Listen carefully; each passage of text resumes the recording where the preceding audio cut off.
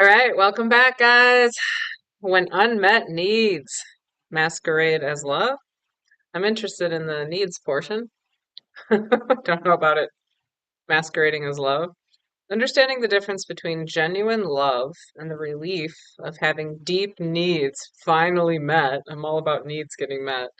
It's one of the most important distinctions we can make in our emotional lives. Like, I love to think about, hey, what did you need and or want in childhood that you did not get? And then how could you get it now? You can give it to yourself, you can reparent, you can do parts work, inner child work, you can ask another person. Sometimes it needs to be with another person. You need to experience the opposite. This is what I learned from Teal Swan. Whatever you did not receive in childhood, you need to experience the opposite experience, right? Like, for example, in childhood, I did not feel seen, felt heard, validated, right? um Presence, all of these things, connection. So like in adulthood, can do a lot of that work myself, but sometimes I need to feel that from another. And so, like, for example, in the Isha Judd system, I did have that experience and with people in my life. So anyway, okay. This confusion shapes countless relationships, keeps many of us from experiencing the authentic connection we truly deserve. Okay. Hey, by the way, these videos come out Wednesdays and Saturdays, so I'm really hoping to get some people to join in on this journey because it's kind of like a journey I'm going on. I'm sharing from my heart, I'm sharing my knowledge, I'm sharing my journey and like anything I know on these topics, my true reactions, and I'm hoping others would join in and have their own journeys and share so we can have kind of like a little community here, maybe. All right, the intensity of need meeting can feel like magic. Yeah, when you get a deep need met, it does feel like magic. It's freaking amazing, right? This can happen, by the way, within like sexuality, right? Or relationship or platonically, of course. When someone enters your life and meets a deep, long-starved need, the emotional relief can be overwhelming. Your nervous system floods. Yeah, it's like an addiction, especially if you are an addict, like I am, and like prone to this, right? Your nervous system floods with feel-good chemicals, creating an intoxicating rush that feels like destiny or true love, right? It's attachment. This isn't your fault. It's biology. I mean, also, what's so wrong with it? I mean, you need to be aware of what's happening and kind of care for that, but care for you, care for the other person. After years of deprivation, actually, this does feel good. Like, it's not my fault, right? Actually, this touches me. After years of deprivation, finally receiving, you know, what you've craved creates a neurochemical cascade that can feel more powerful than any drug. Dude, this frickin' explains some shit to me, and pardon my language. This feels very validating because I kind of knew this, and it kind of feels really good today to read this. This is so interesting. These slides are created by AI. So this is David Prorock's channel, and he's really into AI. And I'm somebody who's been like kind of phobic of AI, but I find it cool. And if you're somebody like me who hasn't been into AI and kind of like skeptical, I think it's neat for us people who have not been into it to try seeing what we think of this information that was put together with AI. Like, I think David puts in a statement or something, and then it comes back with all of this. It's so crazy. Anyway, okay. Intensity isn't the same as love. This is so interesting. We could do numerous videos on this. Attachment, intensity, love, right? Like sometimes I'm like, do I even know then what love is? Like I for sure know when I connect in my heart, my consciousness, I've learned to channel and like have a spiritual connect, all sorts of stuff, right? And then I just feel, and through the Isha Judd system, I know what it feels like to just feel love and for me, for everyone, right? Then I just I know what it feels like. I go to the grocery store, I'm connecting with people, I have love abounds, right? So I know that type of love, right? And it comes from connection with myself and my own consciousness and spiritually. But love within relationship, I feel even at 46 years old, I'm like, I don't know, I'm still confused about all the shit, right? The attachment, the patterns, yeah, I find this stuff super interesting. I talk to a lot of people about their patterns too, right? Like overcoming limiting beliefs and all, rewriting program. I mean, this stuff's so interesting and you can go down a rabbit hole. So let's go down a rabbit hole. You want to go down a rabbit hole with me? Okay. Common needs that masquerade as love, craving affection. If you've lacked physical touch or tenderness, someone's consistent affection can feel like finding your soulmate when really they're just meeting a basic human need for warmth. Let me know what you relate to. Seeking validation. This one feels like it might be me. Years of feeling unseen or unheard make someone's genuine attention feel like a miracle. Their praise and recognition can feel like proof of a cosmic connection. So I don't know about it masquerading as love, but yes, I definitely identify with this one, like needing validation, seeking external validation. I do have the awareness sometimes, many times, that I'm doing that, and that the real work is to go in, right? Do my own practices, the various modalities that I do to connect to me, and then that can fade away, right? Like I don't need it anymore because it's connected to me. Still feels good though. Fear of abandonment.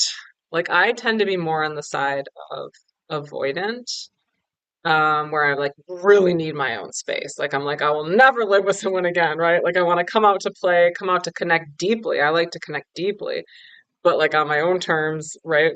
But I do relate to fear of abandonment too. So that's that mixed, right?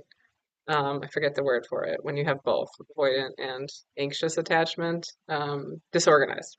Okay, fear of abandonment. So this is like related probably to anxious attachment, like don't leave me, right? Like clingy, needy.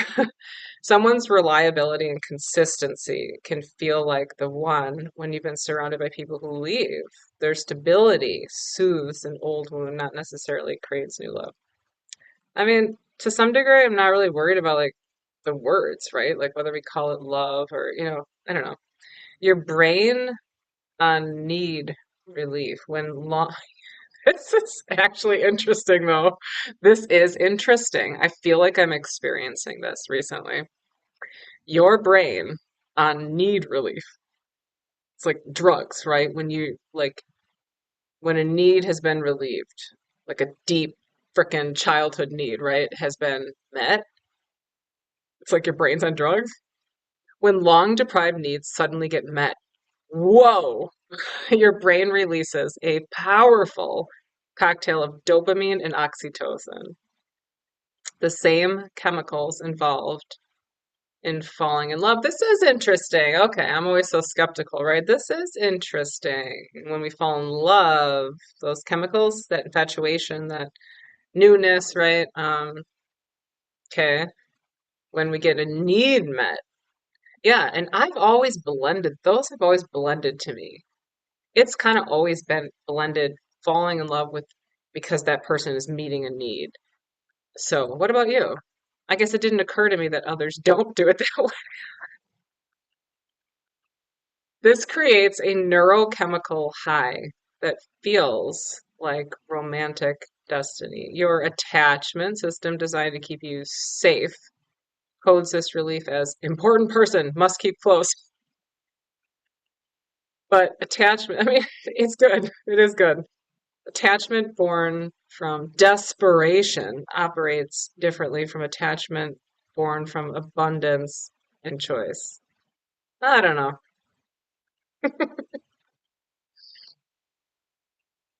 Okay.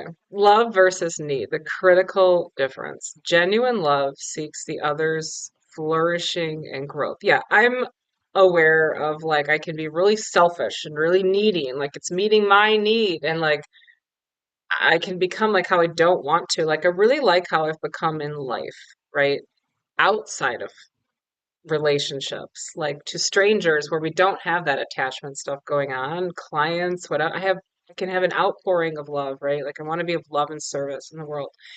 At the same time as in relationships, I'm being kind of ridiculous and having a lot of issues or behaviors or, and not thinking of the other person. And so this is my desire is to be thinking of the other person, being proud of myself and my behavior within a relationship. Okay. Genuine love is rooted in freedom and choice.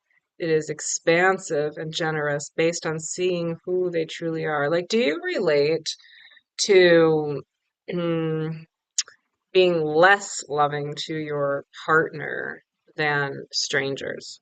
Which is terrible, right? Like, I mean, I have this judgment. Like, I hate this about myself. And so I'm working on this, like, to be because I know I have high capacity for like love and to give if I'm connected to me and my consciousness, right?